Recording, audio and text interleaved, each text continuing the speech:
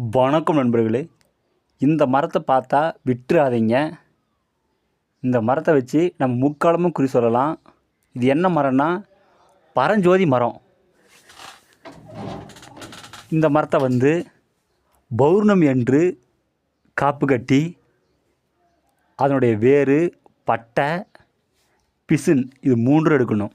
எடுத்து அந்த பட்டையை நல்லா தட்டி குழி தைலம் இறக்கணும். தைலம் இறக்கி எடுத்து வச்சுக்கோங்க. பிறகு வேரும் பிசினமும் போட்டு நல்லா கருக்குங்க. கருக்கி அந்த கருக்கில் கூட புனுகு, ஜவாது, கோரசனை, பச்சைக்கப்புறம் அனைத்தும் சேர்த்து அந்த தைலம் விட்டு நல்லா அரைங்க. அந்த பட்டையை தைலம் எடுத்து வச்சுருக்கீங்களா, அந்த தைலத்தை விட்டு நல்லா அரைங்க. மை போல் அரைத்து அதை டப்பி எடுத்து வச்சுக்கோங்க. பிறகு தலை வாழையில் விரித்து பூப்பழம், தேங்காய், வெத்தலைப்பாக்கு சால படையில் வைத்து அந்த மையை உங்களுடைய வலது கையில் வைத்து கொண்டு ஆஞ்சநேயரையும் அஞ்சனா தேவியும் வணங்கணும். ஒரு நாளைக்கு 1800 ஜபிக்கணும். 11 நாள் பூஜை பண்ணுங்க. அந்த மைக்கு உயிர் வரும். பிறகு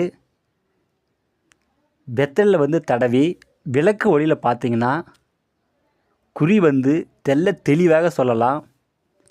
இது நான் பயன்படுத்தின முறையை தான் உங்களுக்கு சொல்கிறேன். மாந்திரீகத்தில் உங்களுக்கு எந்த டவுட் இருந்தாலும் சரி எனக்கு ஃபோன் பண்ணி கேளுங்க. கண்டிப்பாக நான் சொல்லிக் கொடுக்குறேன். இந்த வீடியோ பிடிச்சிருந்தா எல்லாத்துக்கும் ஷேர் பண்ணுங்கள், சப்ஸ்கிரைப் பண்ணுங்கள். மேலும் அடுத்தடுத்து நல்ல வீடியோ நான் போடுறேன். நன்றிங்க.